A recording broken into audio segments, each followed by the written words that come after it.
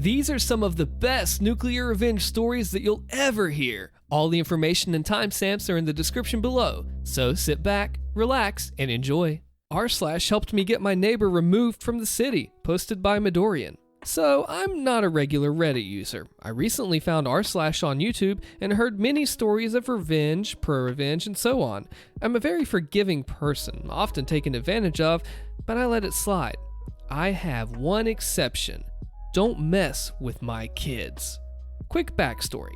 My oldest is on the autism spectrum. When we first moved here, 6 years ago, he saw two girls playing next door with some rocks. He knew he wasn't allowed to leave the yard, so he ran around our property, finding the prettiest rocks he could, and threw them at the girls, who ran crying to their mom. I spoke to their mom, who seemed cool, and we resolved the issue peacefully. I thought. Shortly after we moved here, I noticed the neighbor's dog would get out and roam the neighborhood. She was very skittish, so I could never catch her. We live on a busy road, so I was worried and occasionally called animal control to see if they could help her before she got hit. One day, my neighbor's other dog was in our yard. When the kids and I stepped out of the house to go to the car, it snarled and growled. I called the police, and it was a Sunday, so animal control was closed, and they took care of it. The next day, neighbor storms over to me, screaming at me for costing her a lot of money. She blamed me, my husband, her landlord for not fixing the fence, and insisted she had very powerful friends who would crush me if I didn't leave her alone. She screamed over her loss of thousands of dollars, claiming I cost her daughter senior pictures. "You should be more forgiving," she said, "since I should have reported your special kid." Don't mess with my kids. Another quick note. It turns out she would let the dogs out when they were in heat and only let them back in when they were pregnant. They would sell the puppies and repeat. Animal control did what they could, but they couldn't do much. Since watching r/, I became aware of malicious compliance. I read our city's codes and ordinances until I knew them front to back, and I reported her for everything. Cans on the street at 6:01 p.m. and they're required to be in by 6 p.m. Reported. I can hear you from my property. Reported. Grass too high? Reported. I have a massive spreadsheet of times, dates, and violations. Meanwhile, she still let her dogs out. They dug up the neighborhood, pooped everywhere, and got into our trash. Since the one dog was vicious, I couldn't let my kids go outside without me. We felt like prisoners in our own home. The dogs would be outside in all kinds of weather. Ice storms, 100+ degree heat, no water, no food, no shelter. Animal control and I became best friends. They desperately wanted the dogs removed. It reached a point where they drove by her house on the way to and from work. They rescued dozens of puppies, sometimes finding them wandering the road. Where I live, there's a limit to how many times you can report someone within a time frame, and if I walked in to report and they knew I couldn't, they would give a shake of their head and I would instead announce that I wanted to look at adopting an animal. I've taken in a fabulous sweetie of a cat and a poor abused doggo, but that's not important to the story. My neighbor was furious. Any day I reported them, I would wake up the next day to find something on my property wrong. Car broken into, faucet in the backyard turned on high, the gas in my grill left on, all kinds of stuff. I've tried everything, even getting PETA involved before I knew they were likely to put the dogs down. Eventually, the vicious dog was hit by a car. They immediately got a new dog. I reported them for not licensing it. When I spoke to the other neighbors, I let them know what was going on and encouraged them to report it as well. I'm very active in my community, and I've gotten to first-name basis with many, like the mayor, police chief, and so on. There was a sort of academy to get to know your city, and I took it, so I met a lot of people and have been volunteering, so they view me in a good light. Well, it's been a couple years, and my work is finally paying off. I got a call from a lawyer representing the county. She was bringing everything to the court and wanted me to testify. When she found out that I had a spreadsheet, pictures, and videos of everything, she nearly squealed with delight. My neighbor is currently being charged with reckless endangerment, being a public nuisance, animal cruelty, child endangerment, disturbing the peace, and I can't remember what else. the lawyer informed me that they were requesting the following. 1. They not be allowed to own any animals, ever. 2. The current animals be removed at once. 3. Due to the large number of complaints from the neighborhood and due to the varying types of complaints, they are to be deemed a public nuisance and removed from the county, never allowed to return. 4. Damages be paid to the neighborhood since we all lost many a flower garden to the dogs, plus all the time we had to spend cleaning the trash and the poop up. And number 5, jail time. Now, I confess, I didn't know it was possible to be banned from a city, never mind an entire county. It wasn't my intent. I just wanted those dogs rescued. They didn't deserve to be treated like that. Bonus. A few nights ago, I was legit concerned when I heard screaming and crashing from their house. I called the police. Evidently, they got the news about going to court and why, and it started an argument between husband and wife that evolved into a screaming and throwing things event, shattering their front window in the process. They only arrested the husband, who screamed the entire time that he was going to divorce her, and she would take the fall for the puppy mill by herself. I haven't seen him since, but a lawyer showed up at my door on accident looking for her. I looked her name up. She's a divorce lawyer. I mean, this is absolutely, I don't know what to say. This is nuclear. 5 different things. 1, 2, 3, 4, 5, just all back to back. Animal abuse, no good. Bad person, no good. And it's cool that a fellow YouTuber, r/ played the influence like this. Are you with me? Let me know in the comments below. A family's incompetence nearly killed me. Neighbors go nuclear. Posted by Severin.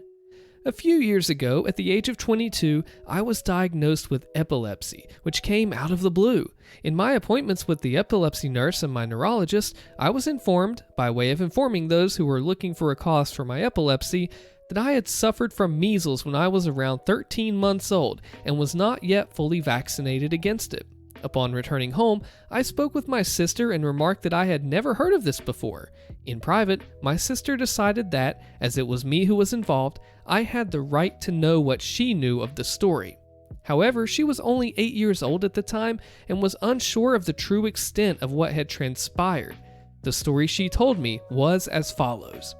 Shortly after I was born, a family moved onto our street, and they had a son who was around my sister's age. My sister wasn't fond of him. He was a bit pushy, but not in an unkind way. He likely just wanted to make friends and pushed his way into playing with the other children. My sister, however, has an anxiety disorder and has had it for a long time, and she didn't really appreciate his behavior, finding him quite intimidating. She knew very little about his parents and has never actually spoken to them. About a year later, I came down with the measles and was rushed to the hospital with severe complications. My sister explained that, as far as she was aware, the family was opposed to vaccinations and believed the only way to build a, quote, natural immunity was to be infected with the virus. Now, this was before the falsified study linking vaccines to autism. As such, when their unvaccinated son contracted the measles, the first thing that they thought of was to do the other families on the street a favor and send their infectious son out to play with the other children without warning anybody. My sister inadvertently brought the virus into the house and we were both infected. She shrugged it off, but I wasn't so lucky. 21 years later, I would find out that this virus and the seizures that it caused at the time caused scarring in my brain that has left me with epilepsy and all of the joys that come with that. Lovely stuff. I returned from the hospital after an anticlimactic recovery, and a month later, the family disappeared. Until recently, that was all I knew of the situation. My parents were understandably traumatized by the whole thing, and they didn't like to talk about it, so I dropped it into conversation with an elderly neighbor who was not in any way affiliated with what happened at the time. I was informed that, while I was in the hospital, my grandmother, who has passed away, had confronted the family over what they had done during a time when it was still possible that I might have died. Their response had made my grandmother livid, and she had gone around telling everyone what they had said, which was essentially something to the effect of, "You should be thanking us. She'll be much safer now that she's had it. She'll have a more natural immunity now." To the neighbor's knowledge, nobody liked that, and for good reason. On top of that, parents didn't feel safe with them around, and there were other infants on the street who were my age or younger. People hurled abuse at them, he recalled, and they ended up leaving to stay with relatives before the house could even be sold. It was only recently that the extent of the abuse was relayed to me by another neighbor who may or may not have taken part in it at all. Their tires were slashed multiple times, almost as soon as they were replaced. Their car was keyed. When people weren't hurling abuse at them in the street, the worst of all being my grandmother, who had a razor-sharp wit, always being able to come up with something new and unique. They wrote handwritten letters calling them every obscene name under the sun and reminding them that they could be responsible for my death, posting them through their mailbox and sticking them to their windows and doors. The resident baseball boy, with the blessing of everyone present, tore their letterbox off their wall and smashed it in with a baseball bat. One of the residents on the street had a pair of cats, and when they brought any little presents home, she would scoop up the unfortunate prey with a shovel and leave them on their doorstep. This evolved to include the waste of the cats too, and another neighbor who had a dog decided to do the same with his dog's droppings. This would be done primarily when they were out of the house, and this was being done in the heat of summer. So you can only imagine the smell and cloud of flies that would be wafting around their porch when they returned hours later. The owner of the dog even went as far to smear the droppings all over their door handle and as much of their front window as he could, though people found this just a wee bit disgusting, so he stopped.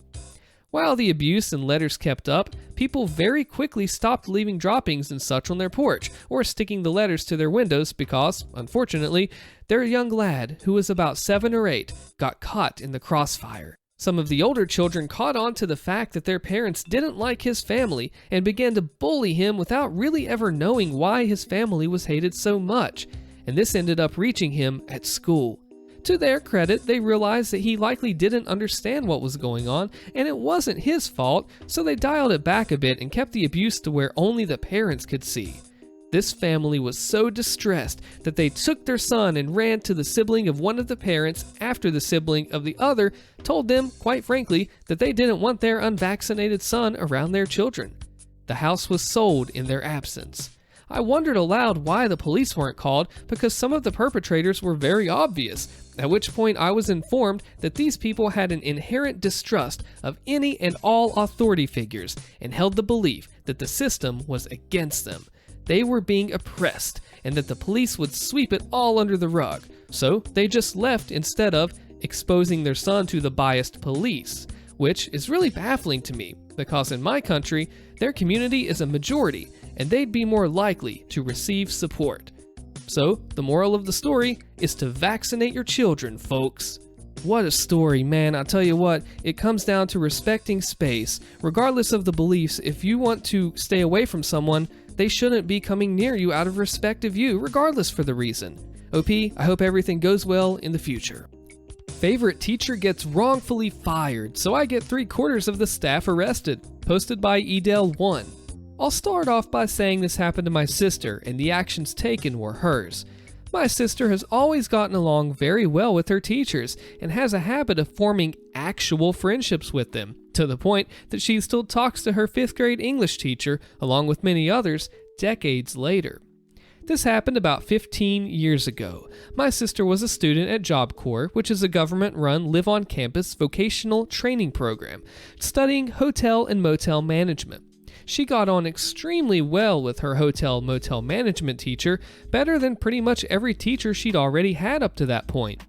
One day, the teacher goes into the center dean's office and walks in on a paper shredding session. It turned out that there was some pretty major embezzling happening at the center, as in more than 60% of the funds for the center were being stolen. The teacher was appalled, and despite some rather lucrative offers made, refused to join in on these acts. Less than a week later, the teacher was fired for trumped-up reasons. This was especially bad given the teacher was only 2 years away from retiring, and being fired lost their retirement package. Needless to say, my sister was ticked. Knowing how things typically work and that almost any report she tried to make would just be swept under the rug if it was taken seriously at all, she came up with a plan and took things nuclear. Over the next month or two, my sister managed to gather some basic evidence of the embezzling. Nothing concrete, but enough to warrant considerable investigation by the authorities. She took the little evidence she was able to gather, along with the story of what happened to her teacher, and sent the info in an email to the Job Corps regional director. Now, like I said, she knew that her email would likely be ignored, or in the event swept under the rug, so she got smart. The email was CC'd to every single major person in the Job Corps chain of command, all the way up to the national director, as well as to anyone even tangentially related to Job Corps in the upper echelons of the Department of Labor, and every member of Congress, as well as the U.S. President's office. Remember, this was a government-run program. All in all, the email was sent to over 2,000 people. Basically, she not only sent the report, but sent it in such a way that everyone who got it could also see everyone else who got it, and she sent it to way more people than would be needed to ensure the issue couldn't be swept under the rug.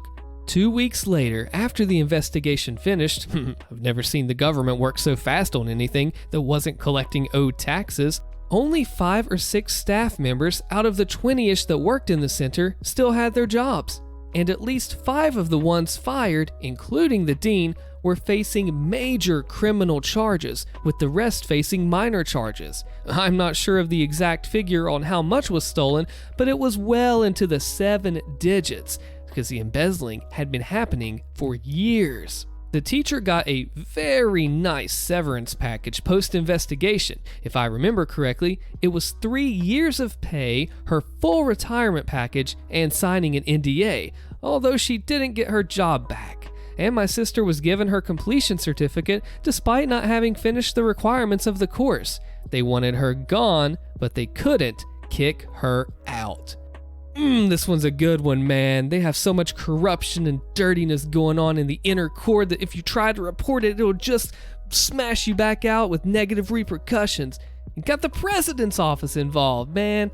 That's some nuclear revenge. I don't care what anybody says. That's nuclear. They framed me, they fired me, and that's how they effed themselves into a divorce, a prison sentence, and a handful of deportations. Posted by Atlas Black. This is a long one, but if you stick with it until the end, you'll learn how I was framed and fired from my job and accidentally set off a chain reaction that led to a staff overhaul, with several managers being fired or moved on to other restaurants, the general manager being fired and getting a divorce, and one of the managers being investigated by the FBI and ultimately arrested, as well as several of the workers being deported.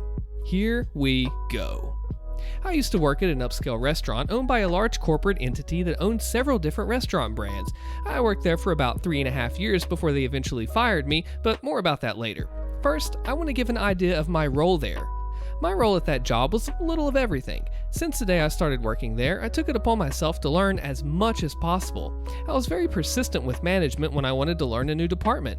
I'd started as a server, but eventually had worked my way into different departments and job titles like carryout, hosting, bartending, bar backing, banquets, catering, and deliveries. My singular goal while working there was to make myself available for as many hours as possible. I was being paid about $12 an hour, though that fluctuated if I was working as a bartender or a server and making tips. Eventually, it was noticed by management how I fit best into one of the non-tipped positions. I was so good at it that they decided to try me out as an unofficial supervisor over the team that worked in carryout, catering, and deliveries, as those were all one department. I knew this was going to ultimately mean a few less hours since I would only be working one department, so I negotiated with management to increase my pay by about $1.50. Since I was taking on additional responsibilities, they were satisfied with the pay increase. I wasn't trying to get as much money as possible, I just wanted to be able to pay my bills and still have a little money left over for fun. I was living in the highly taxed city of Chicago, which is in the already highly taxed state of Illinois, so it was pretty difficult to make ends meet and still have money left to enjoy my life. I'm a person of simple pleasures and I can enjoy things for long periods of time, so it didn't take much money to be happy. A video game could hold my attention for several months, sometimes even years.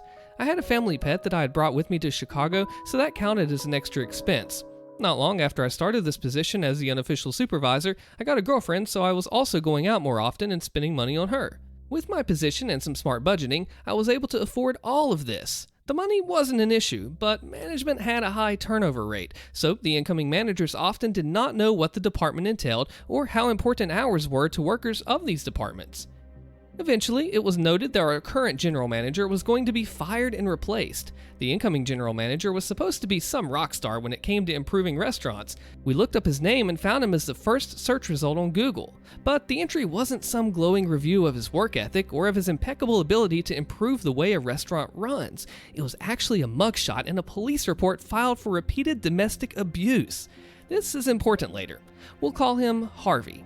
Shortly after Harvey came in and started making changes, one of our best managers gave her resignation. She refused to work with him and, like an oracle, told us to expect lots of sexual harassment, misogynistic comments, and for him to eventually run this place into the ground. Not long after she left, our general manager began replacing our current managers with hand-picked people that he had worked with in the past. Eventually, all but one manager was replaced. That manager was the kitchen manager. We'll call him Fredo. Fredo had been there since I'd started working there. He seemed to be something of a chameleon, as in his values and ethics seemed to change depending on who his boss was. Honestly, I sort of applaud his survival instincts, but ultimately see him as a suck-up and a traitor. Harvey never really replaced the manager for our department, so we ran without a lot of oversight. Unless you count me as a supervisor, we didn't constantly have someone breathing down our necks about how things should be done. Our department had some hiccups here and there, but it still ran really smoothly. Since we did not have our own manager, we often had to radio for a manager to come help us out on things that needed a manager card for approval. Fredo would always be the one to answer these calls since the kitchen was closest to our department. Over time, the new team of managers started to see Fredo as the manager of our department as well. However, the hourly team that worked there still saw me as their supervisor. This meant that anytime Fredo was trying to make changes that would ultimately hurt us, the team relied on me to mitigate those disasters or to negotiate with Fredo to let us do our jobs the way we had already proven worked really well. Over several months, Fredo and I would butt heads dozens of times. He and I were constantly arguing about how important hours were to the workers in this department. He had had it in his head that we should be living off tips like servers, but since most of our orders were carry-out, they came in through Grubhub, and Grubhub doesn't tip. We didn't have a lot of deliveries in a day, and the tips we got from those were maybe $10 if we were lucky. But splitting $10 four ways doesn't add up to a lot. It just showed that Fredo had no clue what he was talking about. Eventually, we had a meeting with our Harvey, Fredo, and all the workers of this department. It was marketed as a chance to voice all our grievances and concerns with the changes that they wanted to make with no chance of retaliation. So, the workers did exactly that. They talked about how Fredo was trying to cut hours even though he isn't our actual manager. When it was brought up that they were attempting to hire someone to be the manager, the team suggested that I take over since I already had been supervising them and running things smoothly for the last several months. I was also the one that management consulted with when writing schedules, as I had an understanding of the days that some workers could and couldn't work depending on their school schedules or family life. I could see the moment it was suggested that Harvey and Fredo made the decision on the spot that I had to be gotten rid of. Although they didn't say it, I could see the look they gave each other and instinctively knew that my days at this place were numbered and my job was going to be getting the axe one way or another. They made a bunch of promises to us about not cutting hours. They told us that they would stop sending all but one person home early and only leaving one person to clean everything and close up by themselves, as this wasn't a small department and it was simply too much for one person to do alone while still meeting health and safety standards. They promised that whatever hours we were scheduled for, we would work. We weren't trying to be unreasonable, so we told them that we usually have 3 or 4 people scheduled to work our department. They could cut 2 of them early, but we always needed at least 2 people here to help close properly. The promise was made that they would always have at least 2 closers. However, only about a week later, they started sending all but one person home early again every night. One night, they tried to do it while I was scheduled as the closer, and we had just returned from a massive catering event, and there was an unbelievable amount of cleanup left to do for one person. When Fredo came in and tried to send everyone except me home, I stepped up and told him that he was consistently breaking the promise he had made to us during the meeting. He looked at me square in the face and told me to stop complaining about it, and if I was going to keep trying to talk to him about him breaking his promises, he could easily find someone who could work my shifts. I quickly realized that this was an assassination attempt on my job. He wanted me to press it further. So I backed off and started cleaning. I ended up having to stay way late, and that meant overtime pay anyway. I got a write-up for that since we aren't allowed to work overtime without a manager's approval. When I refused to sign the write-up, pointing out that I had tried to explain to Fredo that I wouldn't be able to clean up all that stuff alone before my scheduled shift ended, I was allowed to leave without signing the write-up, but only because the HR rep that was present at the time wasn't one of Harvey's cronies. Skip ahead to the day that I was fired. It's important to note at this point that I always came into work an hour early. Since we lived in Chicago, food was expensive. However, at our job, we were allowed to have as much free soup and bread as we liked. So I would come into work 1 hour early every day so that I could have some soup and bread for lunch before my shift. But on this day, when I walked into the kitchen to get myself some soup, one of the line cooks told me that he had a dish that had been canceled after he'd cooked it, and Fredo had told him to give it to someone. He assured me that Fredo had already comped it and that it was free to take for whoever wanted it. It just so happened to be my favorite appetizer, so I happily took the free food. Not long after I got to my booth, both Harvey and Fredo approached me and asked me if I had put in a ticket for that food. I told them that the line cook had already given it to me, and he said it was a canceled order that Fredo had already comped. Fredo looked dumbfounded and said that he had no idea what I was talking about. So Harvey told me, "I think you know that's theft. Go ahead and finish the food and then grab my stuff and go. That's the last meal you'll be having here." I tried to explain to them that I'd been given this food by the line cook, but they refused to listen, so I offered to take them to the kitchen to clear it up with the cook. But by the time I'd gone back to the kitchen with them to talk to the line cook, he'd already gone home for the day. I had no choice but to gather my stuff, say my goodbyes, and head home. On my way out, I told my people working my department that afternoon what had happened, exactly as it happened. They were shocked and angry, but mostly sad to see me go. I decided that on my way out, I would stop by the accounting office and pick up any tips that may have been dropped off for me that week, just to make sure I didn't get screwed out of that money. Before heading down, I had the gut feeling to just set my phone to record, and I stuffed it into my pocket with the camera rolling. Although the video was entirely black since it was in my pocket, I did manage to get a pretty muffled recording of Harvey and Fredo's voices through the door, discussing how things had gone as planned and that they had been trying to get rid of me ever since the meeting with my department. I knocked on the door and they hushed up before opening it. They asked what I was still doing there, and I asked for my tips. They gathered what was in the safe for me and handed it over. Despite my anger rising at what I had just heard, I decided not to burn this bridge just yet, because perhaps I could nuke it later. I offered a handshake to both managers, thanked them for the opportunity to work there, and left, making sure to pull my phone out of my pocket and record the front of the restaurant with the sign showing its name and logo. Working in a restaurant, you learn to always cover your own butt. It's true for most jobs, but something was just telling me that I would need this all later. If I was being accused of theft, I wanted to be able to prove it wasn't true if it ever came up in future job interviews, which is exactly what happened and where this all started going nuclear.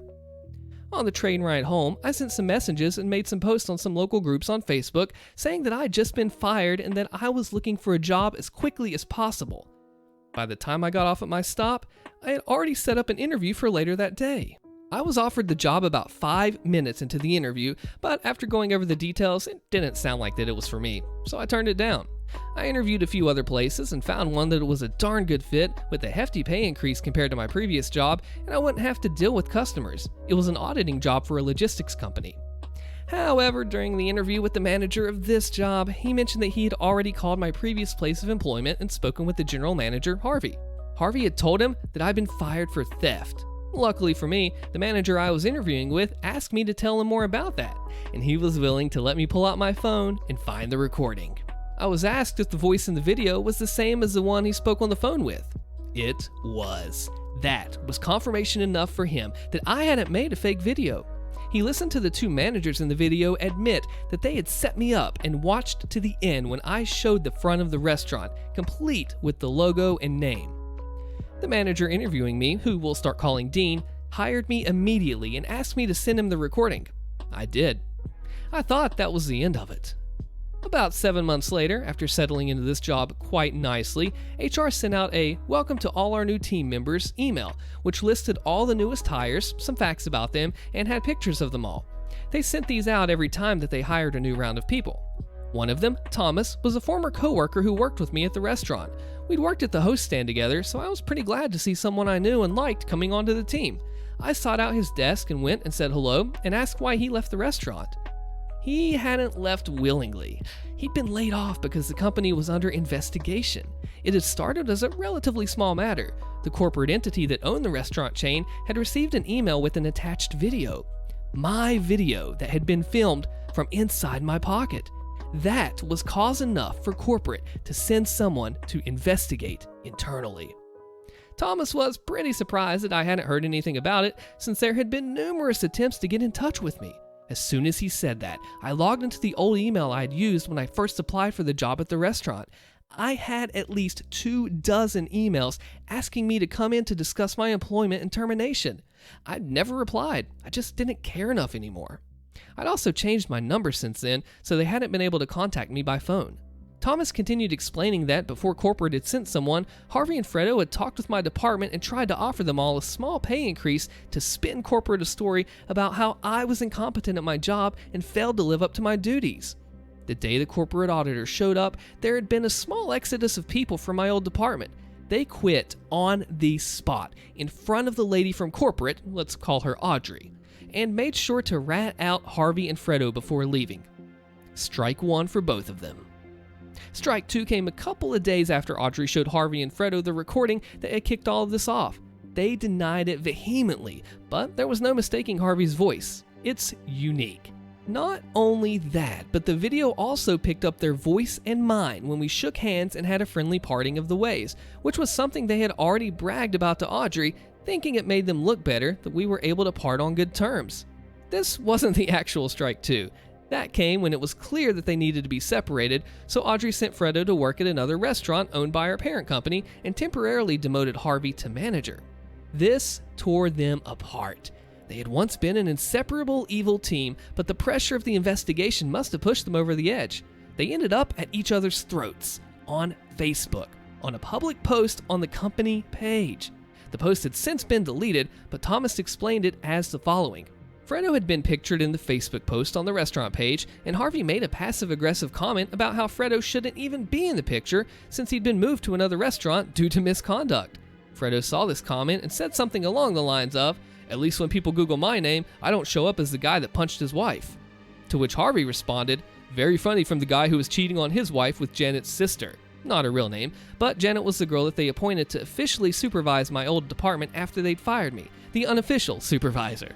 Fredo replies to that by saying, "Like you haven't tried with half the waitresses, they all have stories about you trying to get with them." The post was deleted, but not before it had been seen by Audrey the auditor. That was officially strike two. Strike three came the next day when Audrey started interviewing the female waitstaff and bartenders, seeing if any of them could confirm that Harvey had tried to make a move on them. All of them were interviewed separately, and several of them had similar stories. Every girl that confirmed Harvey had made a move on them all said he had offered to be their sugar daddy if they would send nudes or stay after closing to fool around with him. Harvey was fired, but that wasn't the worst of it. Audrey the auditor wasn't just some random woman from corporate. She was the old regional manager for this area and had personally hired Harvey's wife as the general manager of another restaurant in the city. So she called up the restaurant Harvey's wife worked at and told Harvey's wife everything she had learned from the female waitstaff. We learned later that they had gotten a divorce over him trying to cheat on her after she'd already given him a second chance to change after he had beat her. I don't know what compelled her to give him a second chance after something like that, but she sure didn't give him a third. After firing Harvey, the line cook who had given me the food was interviewed by Audrey. I don't know how it came up, but at some point, he had let it slip that he was an illegal immigrant. She had his file in her hand with an Illinois ID and a social security number on file, so this confused her and she pressed him for more information. It turns out that Fredo had some connections and had his own miniature black market going on where he would have fake social security cards and IDs made for the illegal immigrants he was hiring at reduced wages. It'd been going on for at least 4 years. Needless to say, this is a felony. With the potential PR nightmare that she was likely dealing with, she felt she had no choice but to alert the authorities. Local PD enlisted the help of the FBI since some of the evidence led them beyond the jurisdiction of the local police. Fredo was arrested and quickly gave up the names of the people working that had sold the social security cards and IDs to. I'm not sure if he gave up all of them, but he did name drop about 14 people. And of those 14, at least half were deported by the time Thomas had been let go. One of them was the line cook that had given me the food the day I was fired. Thomas went on to explain that it all started with me being fired, but I never sent that recording to corporate. I'd only send it to Dean when he hired me. I asked him about it, and he told me that he'd sent it to his wife since she was a lawyer. He wanted to see if I had a case to maybe sue my old job since what they had done was wrong. But he also remembered that when we had first talked about it, I'd said that I'm not the type of person who would try to make millions off an entire company because of the mistakes of two a-holes. But I'd also said that that would be pretty sweet to see them lose their jobs too. So his wife had been the one that sent it to the legal team at the corporate HQ of my old restaurant job. My boss showed it to his wife, who forwarded it to the real head honchos of my old job. They were both just trying to get two scumbags fired for what they did to me, but ended up pulling a thread so long that it didn't end until there were sexual harassment accusations, revelations about managers cheating on their wives with girls related to the people that they had placed in positions of authority, a divorce, mass layoffs pending investigations, a staff overhaul, an FBI investigation into what could be considered black market dealings of falsified government-issued documents, and at least a half dozen deportations and probably as many as 14.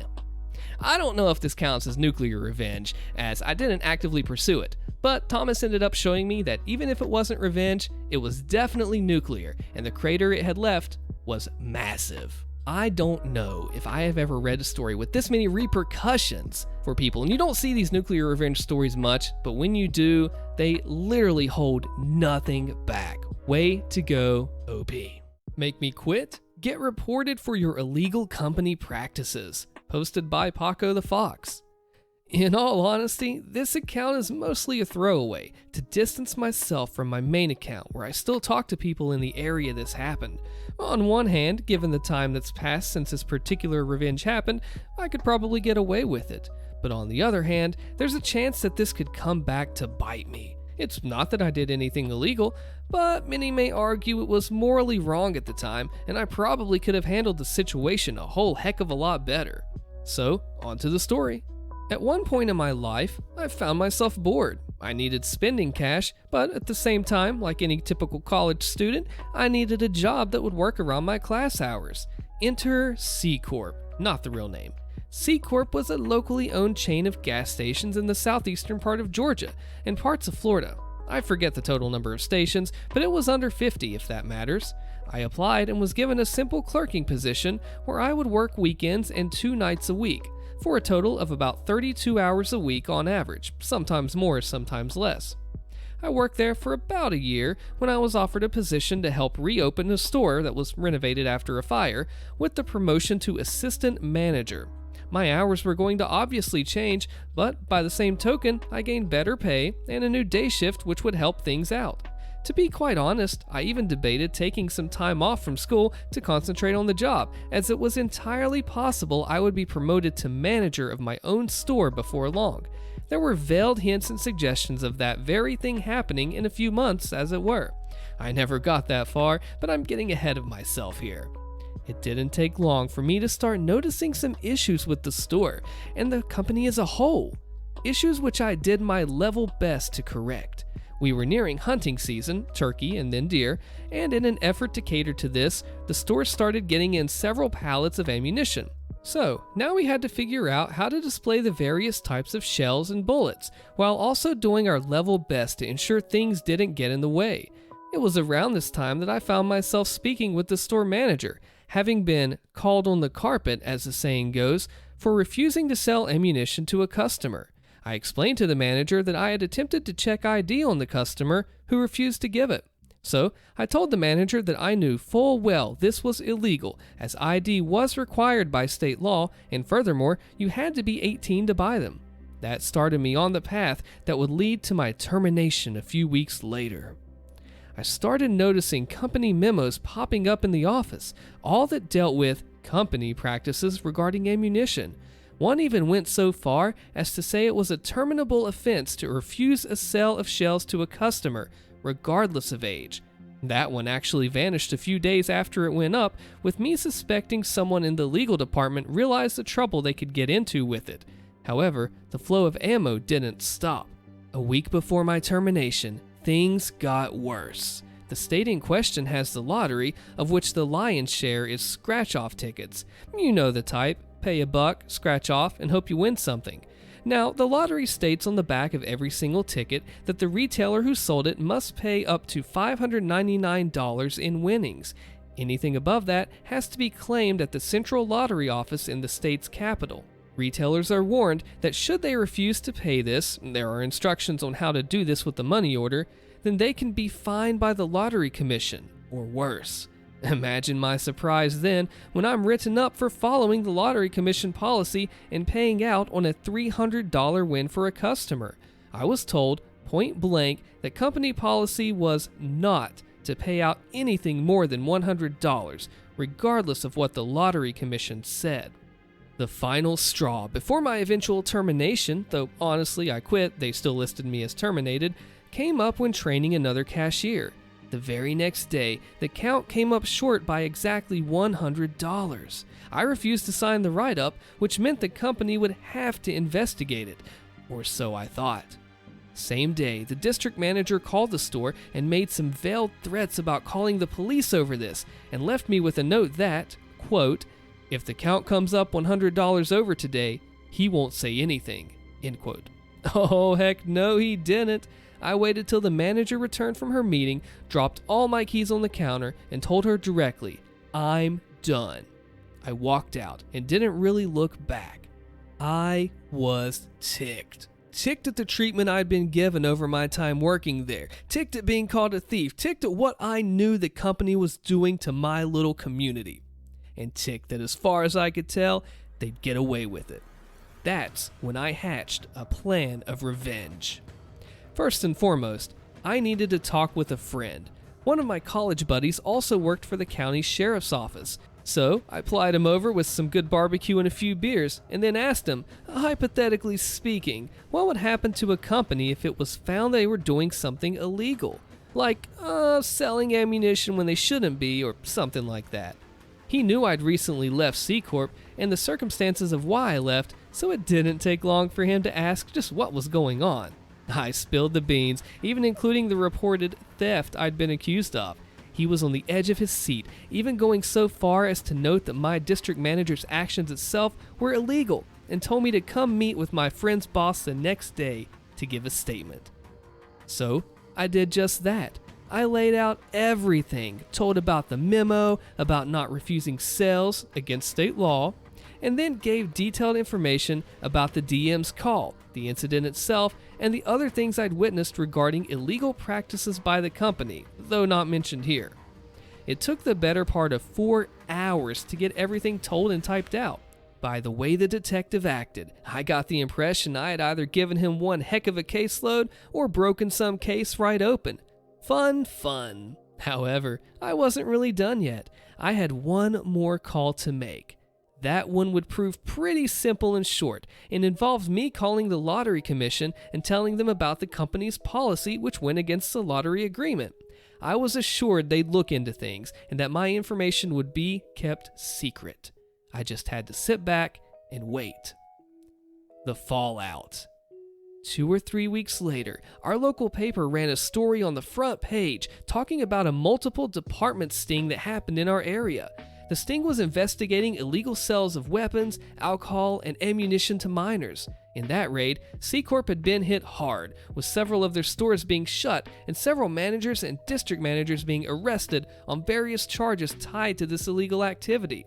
The company was facing severe, in the 7-figure range, fines from the state, and it was being called into question whether or not they had the proper license to sell ammunition and pew-pews, as they're called, in the first place.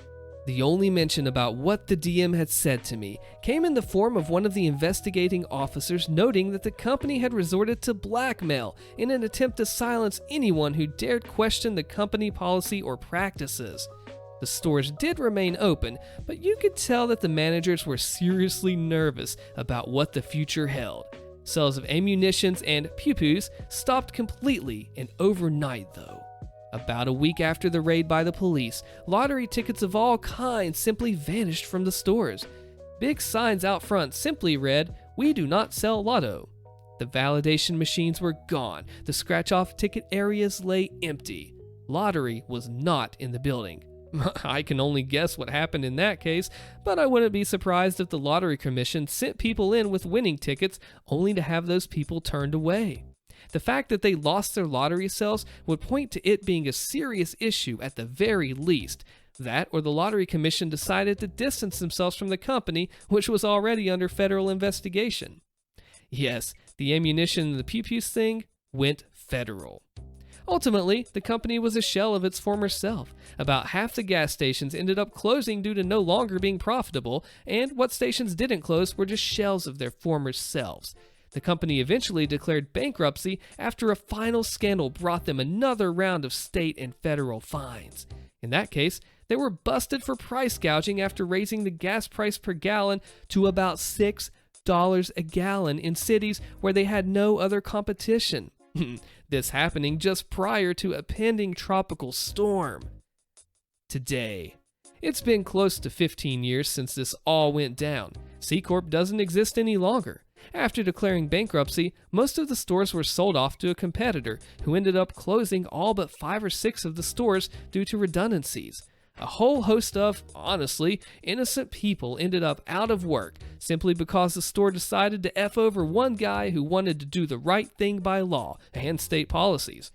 Several of the corporate staff were given 2 and 3 year suspended sentences, while others ended up paying personal fines on top of what the company was facing. The company has become something of a warning to others about what not to do when an employee voices a concern, and above and beyond that, why it's a good idea to follow the letter of the law exactly as it's written, regardless of if it hinders your bottom line or not. I sometimes think back on the whole affair and wonder just what they hoped to achieve with that blackmail attempt. Some part of me thinks that the DM honestly thought it was the best option and may have even been trying to help out an employee he liked. That was something that always bugs me looking back. Every interaction I had with the guy was a good one, right up to him grooming me to be another store manager. So maybe he was trying to protect me. Then again, he could have just been the a-hole that I assumed, and that was him showing his true colors. I guess we'll never know. He moved out of the area a few years later, and I sure as heck wasn't about to talk to him again. Not after everything that had happened. Wow, now this is a nuclear one, OP, because the entire company, 7-figure fines, bringing them all down, destruction, and just waylaying everything. I have to say, the power of one man here truly brought nuclear revenge. Evil Stepfather, posted by Kveldson. When I was 15, my mom started dating a man she met on a dating website. I didn't like him the first time I met him, and 2 months later, he moved into the house. About 3 weeks after he moved in, he took my skateboards, self-built half-pipe, ramps, BMX bike, ice hockey gear, and many other things to the dump one day while I was at school. He said he did this because he didn't want all of my crap cluttering up his garage. Maybe 2 months later, he punched me in the stomach for the first time because I got up from the dinner table without asking to be excused. From there, it escalated into full-fledged beatdowns for the smallest perceived slight to his authority. One day, he decided to take my extensive Pokemon card collection, even more extensive comic book collection, my Game Boy and PS2 with all the assorted games, and my fantasy and sci-fi book collection, and got rid of all of it, because 15-year-old boys should be playing football and baseball, not being a bundle of sticks nerd playing Pokemon cards, reading comics and books. I would like to add that he was a middle school teacher, and then his off-time refereed and umpired local middle and high school sports games. My mom never intervened, and in fact, acquiesced when he demanded that she stop giving me lunch money because the little jerk would just spend it on comics and other crap.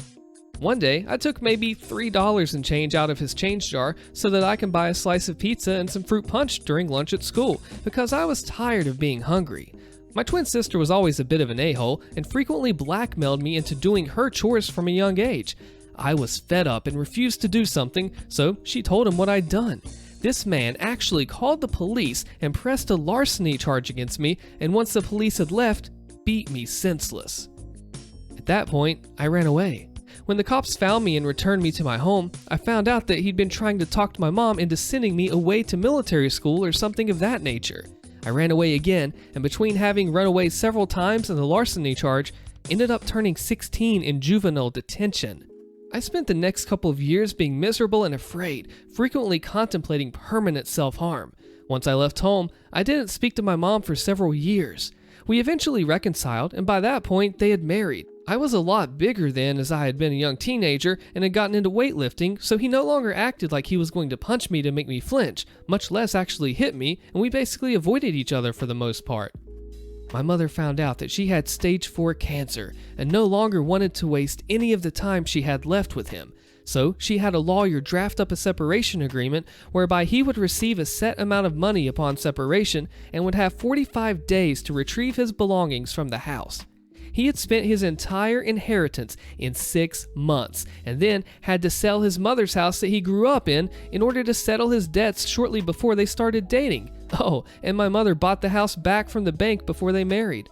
She allowed him to keep the house and he moved back into his mother's house. My mother passed away about 9 months after their separation, and despite the agreement, have been allowing him to come and get his stuff piecemeal. I put an immediate end to that.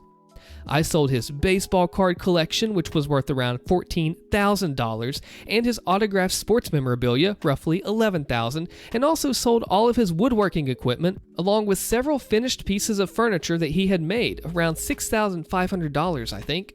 I kept his mother's engagement ring, a platinum band, 3 diamonds, roughly 2 carats, a wedding band, his coin collection, as I also collect coins, and some tools and other odds and ends.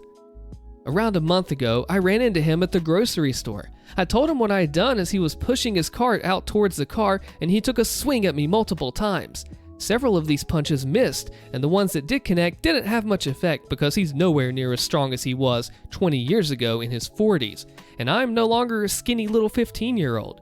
He continued to try to punch me as I called 911 and was actively ramming his grocery cart into my new Toyota as the police officers pulled into the parking lot. He was arrested for assault, communicating threats, and destruction of property. As a result, he lost his job and pension at the local middle school, and because he had never learned how to save money while married to my somewhat wealthy mother, ended up having to sell his mother's house because he hired an expensive lawyer, thinking he could somehow beat the charges. My nephew, who was on the football team, made it well known to his friends that he not only had just been arrested and convicted of assault as well as other charges, but that he had also beat me as a child, caused several parents to call for him to resign from refereeing and umpiring for local sports games. My niece and my girlfriend's much younger sister are enrolled at the middle school where he worked and say that he was not only universally disliked, but when he came up to the school to get his belongings, he made a big scene and ended up hysterically crying as he was leaving. At least that's what they've heard from the kids who were attending summer school at that time. His son, who he was equally abusive towards as a child, refused to take him in or to help him out, so he ended up having to take a job as a cashier at Walmart so that he could afford the rent on his crappy little trailer in an absolutely awful neighborhood. Even though that Walmart is not the closest Walmart to my house, that is now the only place where I go grocery shopping or to purchase anything that I need. I purposely stand in line longer than I need to, just so that he can be the one who has the pleasure of ringing up my purchases.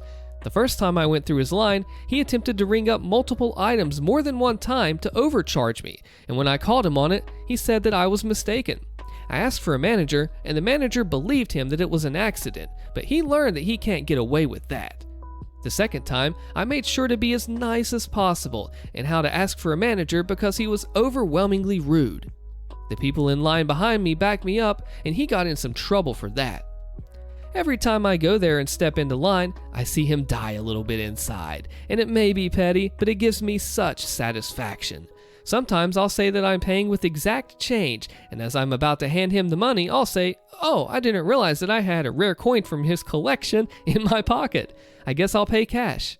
I just sold his expensive ratcheting wrench set, and so on Monday when he works again, I'm going to go buy my daughter one of their better above-ground pools, and as he's ringing it out, tell him, "I know that daughter is just going to love this pool. It's not like I would have ever used those expensive ratcheting wrenches anyway." Man, if you're going to go to these extents and be this awful of a person, you do not need to be working at a middle school. So hey, I think that he should have more punishment. It's good that he's out there, but you know what? He needs to learn. Do you think I'm right or do you think I'm wrong? Comment below and let me know. Want to promote friends and family instead of knowledgeable current employees? Okay, then I'll shut the facility down. Posted by Adorable Joke 6324.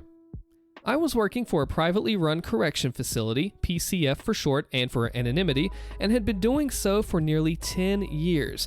Names will be omitted for anonymity reasons, even though the facility is now long since closed down. The pay is nothing like what state or federal employees get paid, and it was a constant show of being shorthanded. I worked my way up through the ranks from being a frontline officer in the units, to a visitation sergeant, to shift commander, and finally security specialist. Bear with me, as this does take a bit to explain why the upward steps came. When I was a floor officer, I worked with others assigned to the same unit to get a general code of conduct going. For example, what we would expect out of the offenders and what we would let slide within reason. Because of this, the unit we worked on ran so well that most thought of the unit as the easiest unit in the facility to work, but it was because all of us ran it nearly identical and we were consistent and fair. Eventually, this caused my shift commander to move me to other areas as a test and eventually into visitation. Visitation ended up being one of the most demanding positions I worked at in the facility, simply because the prior officers had done so little and were so behind. Along with my partner, which regularly changed because of the stress of the position, we got the visitation department up to code and went from taking 5 visitors a weekend to over 80 visitors a weekend on the regular. After doing this for roughly 3 years, I moved up to Sergeant of Visitation, which was less stressful as it was more supervisory and handling complaints as well as necessary policy revisions.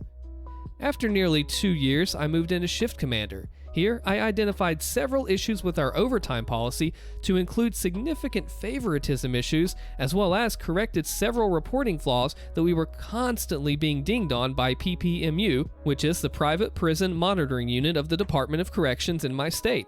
Because of this, PPMU personnel and I became very close as I worked with them on further clarifying and correcting some of the things we weren't doing quite right. This led to creating several spreadsheets in Excel that more or less made tracking overtime, vacation, assignments, and various other little managerial things far easier to track, with barely anyone having to do much other than just adding their employees and filling out assignments for each shift. This allowed us to get away from favoritism and more easily spread the copious amount of overtime fairly, so everyone was doing their fair share instead of just a handful constantly being taken advantage of, while also making it easier to explain monthly shortages. Higher ups loved it, PPMU loved it, and many of the overworked frontline staff were delighted by it because it allowed them to finally get some rest after 16-hour shifts, while others hated it because they couldn't skate by under the radar without doing their share of mandatory overtime. Part of the new hire agreement was you signing that you understood that there was mandatory overtime, and refusal could lead to disciplinary action up to termination. During this time, we had some changes in administration and the creation of a couple positions that were required as part of our contract with the state, which was renegotiated yearly. This is important to know later on. This included at least 1 captain per shift, which originally we had 2 lieutenants, a captain of housing, had none prior, and security specialist, which is also a lieutenant position, and changing several positions from officer to sergeant level. This is where the problems started, and a number of the staff started filing complaints, because while the state mandated these positions, the private company didn't like it cutting into their profit margin and begrudgingly agreed. However, our administration saw this as a way to get their friends in cushy positions. Company policy says to promote from within, but our administration found ways to make it seem like the most internal candidates didn't meet qualifications, while hiring old buddies into newly created captain and administrative positions. I was eventually moved to security specialist and backup shift commander. My new role was creating facility-specific amendments to administrative regulations to ensure that we were following the purpose of administrative regulations. This entailed how our equipment was managed, key set permissions, restrictive housing unit, visitation, perimeter security, and making sure that all of our guests and visitors, vendors, and volunteers' entry policies were followed, to include mandatory background checks. I also ended up taking over several other Excel spreadsheets that were required to show each department in the facility was accordingly staffed the required hours per our state contract agreement. It was quite the handful to say the least, and by closer following the administrative regulations, I was quickly making more enemies as a lot of the issues started showing how incompetent the administration was, namely the major, housing captain, and one of the other captains that were buddies that the major got hired on. As security specialist, I reported directly to the major, deputy warden, and warden, as well as, by extension, PPMU. We had regular meetings to discuss issues and how to remedy them, and then it was my job to author the adjustments so the major could review and sign them, along with the warden, before they went into effect. By this time, I was the sole manager of no less than 5 major Excel spreadsheets in the facility, used in various departments. All of which I trained each in those departments to include major and captains, as it was to eventually become their responsibility to manage them. This included giving them encrypted passwords if those spreadsheets were ever broke or corrupted, as Excel is known to do on occasions. However, this didn't happen, and I was constantly the go-to in order to get them fixed. After a couple years of this, in comes the private corp to renegotiate the contract, and suddenly, my position responsibilities get reorganized into their respective captain or major responsibilities. At this time, a new captain position comes open, and I put in for it along with several others with similar experience to me, and one that has absolutely bare minimum experience, but is close friends with the major and another administration sitting on the hiring board. Needless to say, they get the position, and I get bumped to their old position as housing lieutenant. I ask my major why I can't be moved back to shift commander, where I can at least still work on all the policies and sheets I've made up to this point, to which my major says to me, "You aren't a captain, and we needed a captain there, not you. Just be happy you didn't get demoted and stop trying to be a captain." I smile and reply, "Okay, but you do know that if you move me to housing, I no longer have responsibility over all the work I currently do, as that is all security-related responsibilities, and housing has different responsibilities, right?" It is important to note that at this PCF, housing and security acted like 2 different entities from one another, and security had the final say over housing, but it was housing's responsibility to address housing issues before coming to security. This meant moving me to housing lieutenant instead of back to shift commander would mean I no longer had any right to correct them when they weren't following the policies I had written prior, and certainly meant I had no responsibility over any of the spreadsheets they managed. "Well, that is how it works here," the major replied. "You just didn't get the captain position. I'm sure we chose the best person, and there will be no issues. Just do what your new position is, because you aren't a captain. You are a housing lieutenant, and you will do only what is part of that position's assignments." At this point, he gives me the biggest crap-eating grin, as he's waited 3 years to put me in my place for making his job harder by actually having to do his job. "Okay," I say, and leave the room without saying any further. Cue the nuclear revenge. Now, I had also submitted complaints of harassment and policy violations with updates as further incidents took place, causing the complaint to stay perpetually open, and this was added to the complaint with documentation. This was only another notch to a long-going issue, one that various others I had worked with has also joined in on, as they had equally been railroaded, harassed, discriminated against, to include lost wages, and saw the nepotism taking place. It's important to know that the policy on nepotism for this company included language stating that family and close friends could not have unfair advantages in promotion or job placement over qualified or current employees. Now, this isn't immediate, this change, but after a couple of months, I'm now working as a housing lieutenant and taking care of my new responsibilities. I've shed all responsibility of prior spreadsheets, policy adjustments, and anything that doesn't have to do with my immediate department. It's about this time when things start to go noticeably wrong.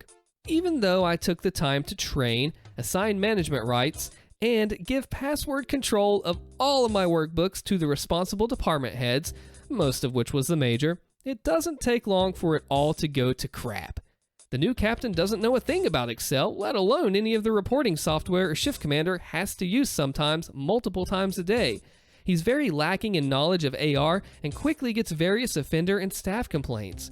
The major isn't keeping track of the spreadsheets he's now supposed to manage, contract compliance tracking and facility entry tracking, because he is just as clueless when it comes to anything computer related. And visitation is slowly going down the drain, cause none of the other captains kept open communication with the sergeant and officers to help deal with the issues and staffing concerns. By this point, PPMU is very unhappy and demanding that these areas be brought up to compliance within 30 days, or they will start to pursue fines against the company, cutting further into their monthly profit margin by nearly $1,000 per day out of compliance for each issue, on top of other fines for failure to fill contractually obligated positions. Needless to say, these are fines that add up very fast for those who don't know. At this point, my housing captain calls me into his office with another of the admin to give me the assignment of fixing these troubled areas. After reviewing the assignment, I smile back and tell him, "Sorry, the major told me I wasn't a captain and that I was to stop doing captain work now that I was a housing lieutenant. This is beyond my assigned post to fix, as it requires me to tell security what to do in order to fix it." "We should work as a team. You don't want the team to suffer for this, do you?" he says to me. Then the other admin pipes in, "Lieutenant, let me get this right. You're refusing to do this because you didn't get the captain position?" I then give the same crap-eating grin the major gave me when he told me months earlier, "Well, that's how it works here, isn't it? Security manages security, and housing takes care of housing. Unless it jeopardizes the security of the facility, then it's security's problem, right?" I then roll my shoulders into a shrug. "I simply just lack the authority to do that job, and the major assured me that you and the other captains all had it under control. I even showed it to you all before I was reassigned. Remember?" By this point, I can see that the captain is getting visibly upset, as they are now entirely responsible for all the work that I used to do. The other admin at this point looks at me again and says, "So you are refusing to do this assignment?" It isn't that I'm refusing to do the assignment, it's just that with all my new responsibilities as housing lieutenant, I simply don't have the time to do them and the work of a captain, which the major made very clear I'm not supposed to do the work of any longer, as I'm not a captain. I then stand with a smile. So, no, I'm not refusing the assignment, I am following the orders of a higher superior that told me to no longer do anything outside of my assigned duties as a housing lieutenant. Last I checked, the post orders I signed stated I was only to do the assignments that are of housing unit responsibility, which is also signed by the major and the warden. Now, if you don't mind, I really have other responsibilities I need to get back to. I then smile to both of them and walk out of the office, as I was currently in the middle of getting vacation requests and working on offender housing assignments to ensure that we were in compliance with STG, or Security Threat Group, and radial balance requirements for the nearly 1,000 offenders in the facility. About 20 days later, I receive a phone call while on vacation at 8 a.m. from the stand-in warden. Now, our warden had been put on administrative leave pending investigation, along with said housing captain. "Is this Lieutenant?" asks the stand-in warden, to which I groggily answer, yeah, it is. Who's this?" "This is stand-in warden, and I'm sitting in the room with housing captain, who has brought something rather startling to my attention. He's saying that you refused to do an assigned duty that resulted in the inability to track various things in the facility. Is that correct?" At this point, I sit up in bed and answer, "Yes, that's correct, but that's because..." I don't even get to finish, as this stand-in is clearly upset at my admission and interrupts me. "You do realize that this is insubordinate behavior that is gross in nature, don't you?" Anger clearly in his voice, but a controlled anger. I can only imagine that the housing captain is sitting in the room with a crap-eating grin. "Am I going to get to answer, or are you going to interrupt me again? It seems like you've already made up your mind on the matter given the tone of your voice, sir," I respond. "You're correct. I've decided that your negligence in performing duties as assigned is gross in nature and believe this meets the required parameters for immediate termination, effective now." He pipes back, obviously not happy with what I said. "You do realize I'll be adding this to my complaint of workplace harassment and retaliation if you do so without getting the full story, don't you? This means that I will be adding your name to the complaint for failure to do your due diligence in getting the full story, on top of the warden you are currently replacing, the housing captain sitting with you, the major, and several others for violation of your own disciplinary policy." I'm shaking at this point, angry that this is happening and that I have to resort to this extent to get the point across. And yes, I do have access to all of the documents, including all current policies of the company, the current contract between the company and the state, and will pursue this if you continue with this. You do what you feel is necessary, and I am doing what I feel is necessary. As of this date, you are hereby terminated. You will receive in the mail the disciplinary form and decision to include a formal answer to your complaint by the week's end. You see, if you're part of that complaint, you no longer can issue the formal answer according to policy. It will now have to come from corporate HR, who will have to agree with your decision and already has copies of the complaint as well. My voice now shaking from my own anger. Well, then you'll be hearing from them, I suppose. The phone then hangs up, but not before I could hear the change in his tone of voice as well. I wasted little time in updating my complaint and notifying the corporate HR person that I've been in contact with for about 6 months now. The aftermath. A week later, a notice was sent to all employees that the facility would be closing their doors permanently in 90 days, and I continued to receive my full 40-hour-a-week pay until the day those doors closed, without ever having to return to work. I was then later allowed to file for unemployment as well, as the technical reason for loss of employment was through no fault of my own. I later found out from the HR department that the facility was closed due to 4 major reasons. Number 1. The company was no longer making profit due to poor management decisions that led PPMU issuing upwards of $75,000 in fines per month on top of out-of-control overtime due to shift commanders not properly tracking their shift officers' overtime, vacation, or days off. 2. Many of the administration and captains had received numerous complaints of company violations to include harassment and nepotism. Number 3. PPMU investigated the qualifications of some of the recently hired and promoted administration and captains as they were too suspicious that they didn't meet the proper qualifications for the position. This means they were entitled to back fine all the days those positions were filled, simply because they were unqualified candidates. Number 4.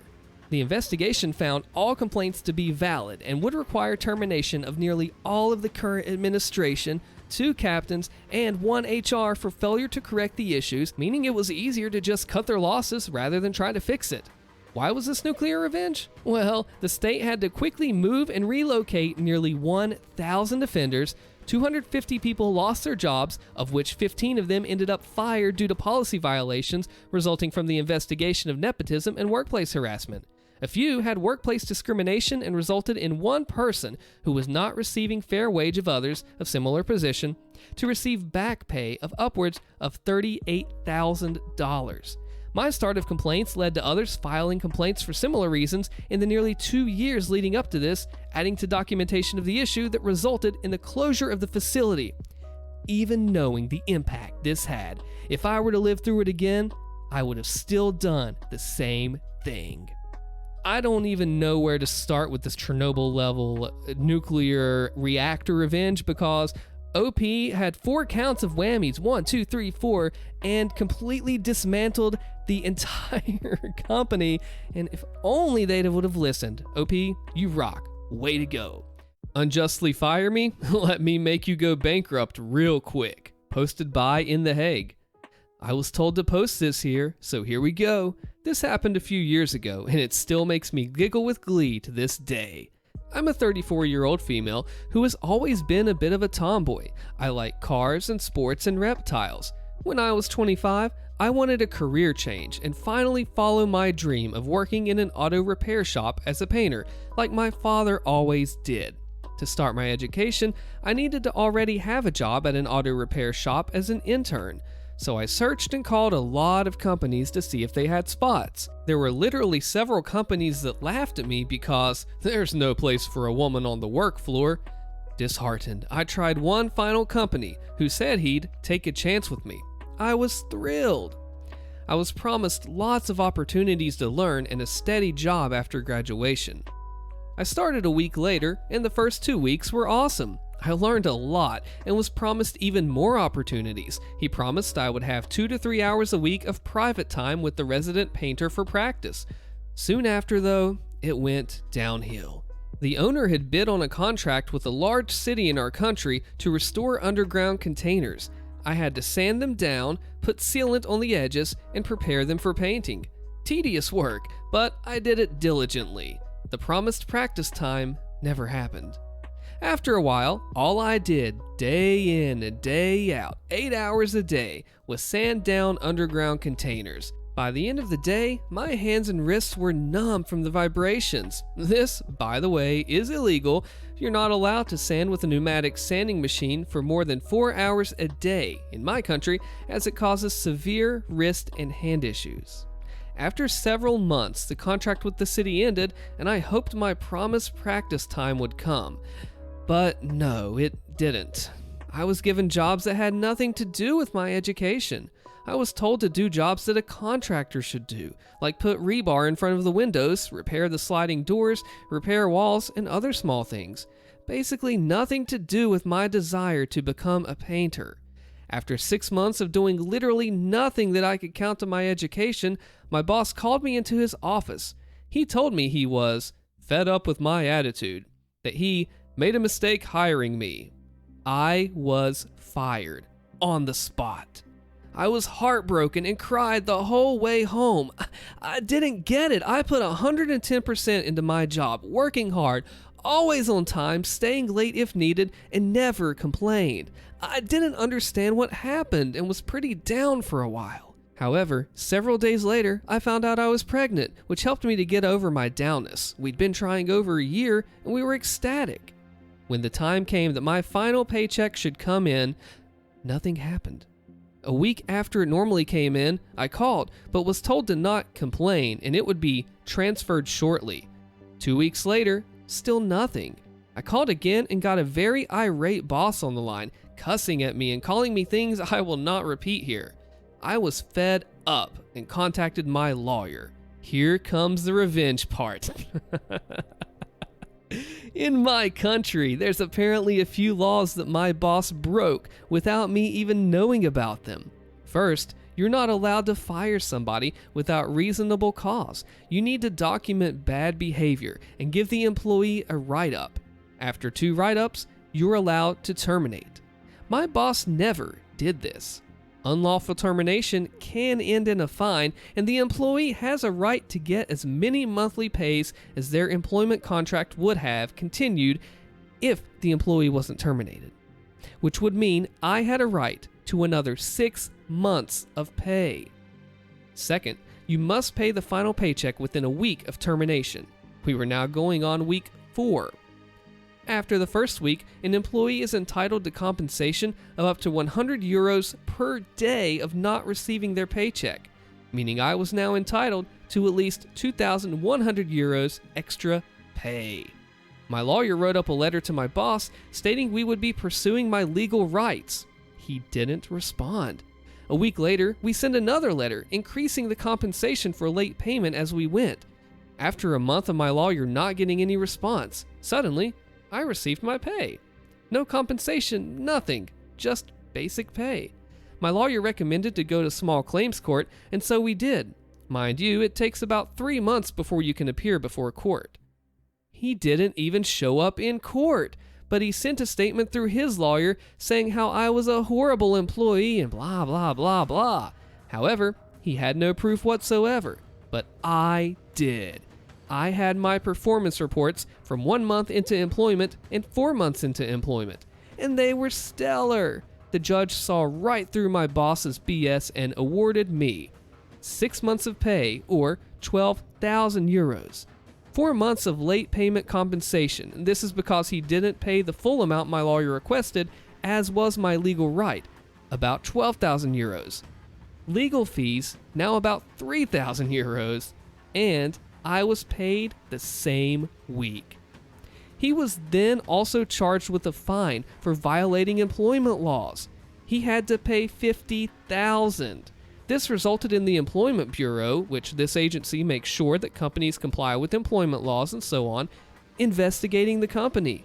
They discovered the building I worked at was unsafe. The foundation was unstable, walls were crumbling and tilting, and he was told to make repairs or they would close him down within a month. By accident, they discovered he was also cheating on his taxes, so the tax agency got involved. He got charged with embezzlement and tax evasion for both of his companies. He had to pay back all taxes he evaded, plus a 100% fine, coming to a staggering $250,000 over several years. He didn't have that kind of money, and after struggling for about 2 months, which resulted in him not paying his other employees, he went belly up. Both businesses shut down, and the building that I worked at even got demolished. 7 years later, it's still an empty plot, and if I ever feel put down by somebody, I take a short drive to that place. And it reminds me, people will sometimes get what they deserve. The biggest thing about this story that I think is how it was just an honest, innocent little thing. She's just a bad worker, fire her, to he gets nuclear in the whole entire business sense of everything.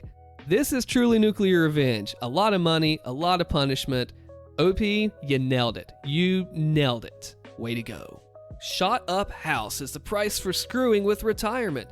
Posted by Throw Me Away Already. Sorry for the throwaway, but this situation is still within the statute of limitations and goes across state lines in the USA. Names have been changed to protect the parties that need protection and to conform with the rules of Reddit. Cast of characters. Jim, owner of the property. Betty, his wife. Kirsten is the daughter of Jim, me. Tilda is Betty's sister. Larry is Tilda's husband. Sunny is the daughter of Tilda and Larry, and both Larry Jr. and Mike are Larry and Tilda's son. Backstory. Many years ago, in rural Appalachia in coal country, lived a cluster of families on a holler. Jim and Betty owned a mobile home and had their daughter Kirsten with them. This mobile home was 2 bedrooms and 1 bathroom, but it was sufficient enough for shelter. During the mid-1980s, a recession hit Appalachia hard, and Jim found work in another part of the country. In moving, he approached Larry and Tilda to look after the mobile home and collect rent for anyone that wanted to lease the mobile home. A rent amount was agreed to and would be adjusted for inflation and the cost of living for the area. The money was to be deposited into a savings account, except for the money needed for necessary repairs and receipts kept. Jim and Betty trusted their siblings with this and moved, trusting that this money would be part of their retirement fund. I was privy to these conversations, but did not pay much attention to them at the time. Shortly after leaving Appalachia, a renter was found, and Jim and Betty were glad to know that something was coming about from the land in their home area. Then, Mike moved into the mobile home, and Jim stipulated that the rental agreement did not change, even with his nephew renting the mobile home. After Mike moved out, Sonny moved in and stayed for several years. Betty asked Tilda several times about the rent, knowing Sonny was very unreliable with rent in the past, and was assured that between Section 8 and food stamps, that the rent was being paid on time, and there were no issues. A few repairs had been done, but the receipts were stored in the safe deposit box where the savings account was. Fast forward a few more years, Sonny finally moves out, and there are a few more renters, and then the taxes are not getting paid. The mobile home will not pass for Section 8 any longer. As we, Jim, Betty, and I, have been told that repairs had been made over the years, we find this odd and inquire again to Tilda, who states this was all a misunderstanding. Once again, Betty trusts her sister and is relieved when we get the tax receipt in the mail. This is very important later. Another few years pass, and Tilda dies.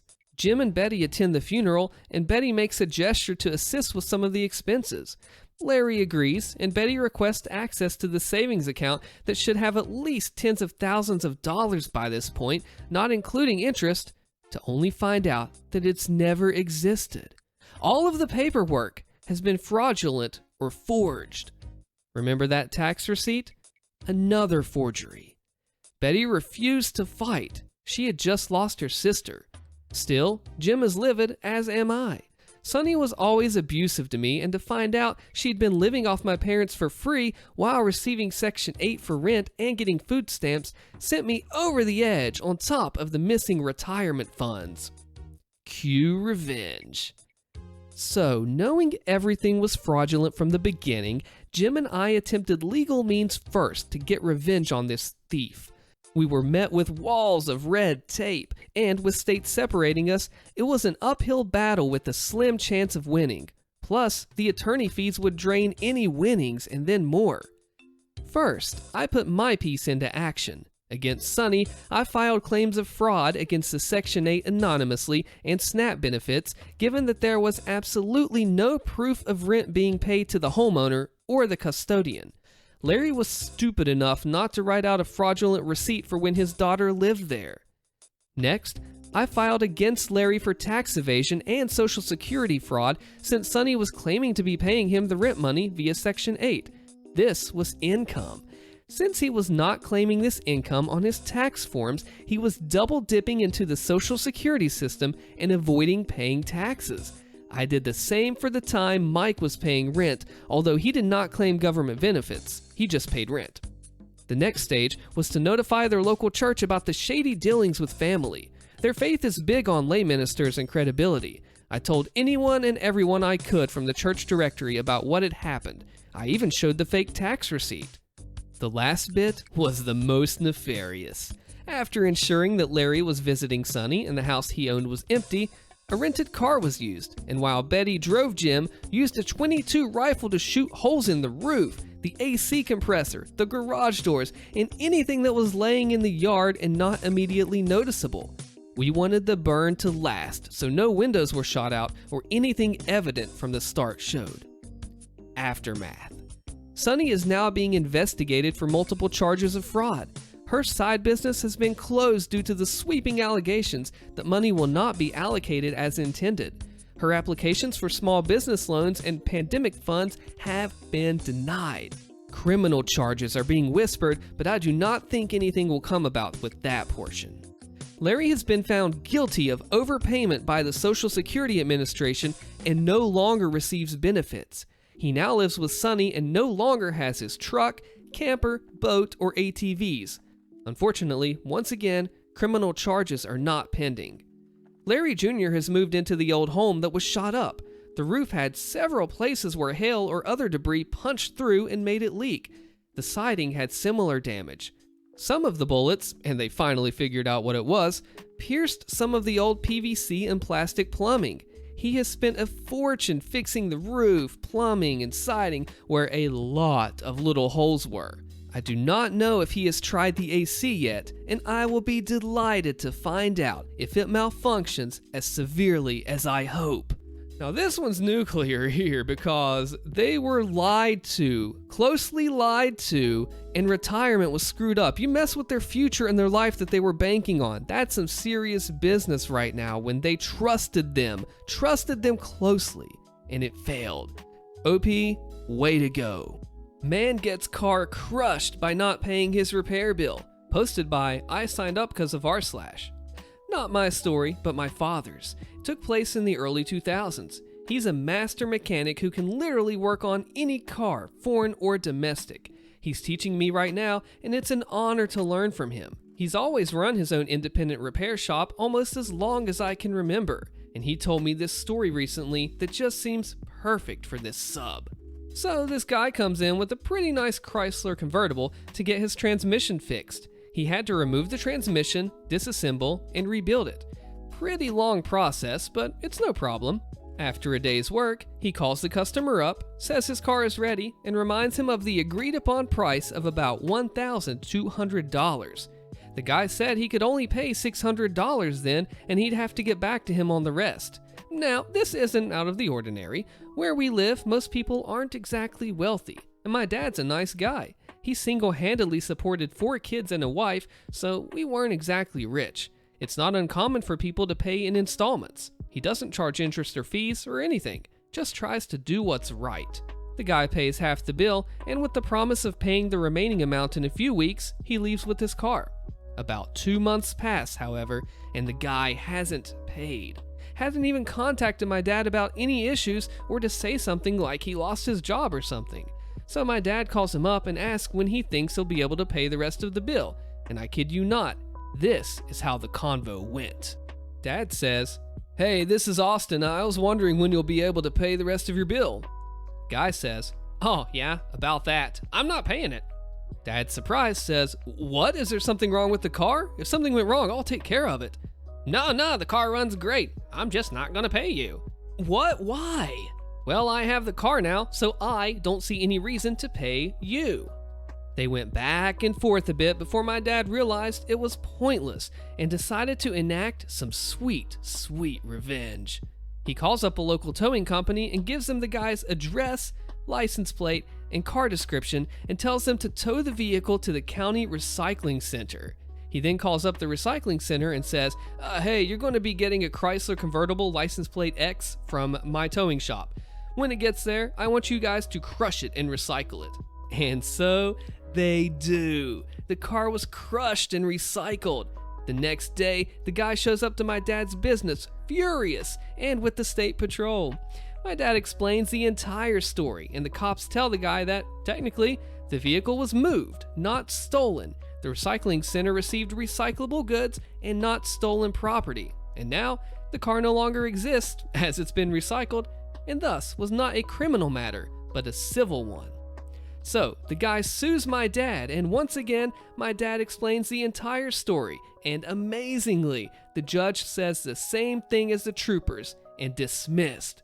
It sounds almost unbelievable, because it just seems so illegal, but if a judge rules in his favor, it's gotta have some merit by a technicality or something. Granted, this was maybe 15 years ago, so the laws could have changed since. But dang, the guy gets his car crushed simply because he chose not to pay the remaining repair bill and wanted to take advantage of someone else's kindness. Hey, Mr. Bad Guy here, you ever heard of you reap what you sow? Except in this case, you reap what you crush? I don't know, but OP's dad, I would give you a handshake and buy you a beer. I don't even like beer. I'd still buy you one anyway. Great job, dude. Congratulations, you've completed the Nuclear Revenge compilation. Check out the Pro Revenge and Malicious Compliance compilations next, right here, and comment the secret phrase below. You got nuked, because man, these are vicious. I'm Austin, thank you so much for watching and supporting the channel.